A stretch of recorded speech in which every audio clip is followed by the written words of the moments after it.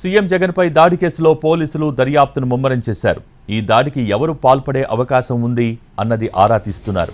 గతంలో ఇలాంటి దాడులకు పాల్పడ్డ పాత నేరస్తులను విచారిస్తున్నారు. రౌడీ షీటర్లు, గంజాయి బ్యాచ్లను ప్రశ్నిస్తున్నారు. ఘటన జరిగిన రోజు ఆ ప్రాంతంలో అనుమానాస్పదంగా ఎవరైనా తిరిగారా అన్నది ఆరా తీస్తున్నారు. స్థానికుల నుంచి స్టేట్మెంట్ రికార్డ్ చేస్తున్నారు. గత వారం రోజులుగా ఆ ప్రాంతంలో ఎక్కువగా తిరిగిన వారి వివరాలు తీసుకుంటున్నారు. 24 సీసీటీవీ ఫుటేజ్లను పరిశీలించి అనుమానితులను గుర్తించే పనిలో క్లూస్ టీం ఉంది. ఇటు సెల్ టవర్స్ నుంచి డేటా తీసుకుని విశ్లేషిస్తున్నారు ఫోరెన్సిక్ నిపుణులు. దాడి తర్వాత ఆ టవర్స్ నుంచి వెళ్లిన ఫోన్ కాల్స్పై ఆరా తీస్తున్నారు. వివేకానంద స్కూల్ ప్రాంగణం నుంచే రాయి దాడి జరిగినట్టు ప్రాథమిక నిర్ధారణకు వచ్చారు పోలీసులు. బస్సుకి 20 నుంచి 30 అడుగుల దూరం నుంచే దాడి జరిగినట్టు గుర్తించారు.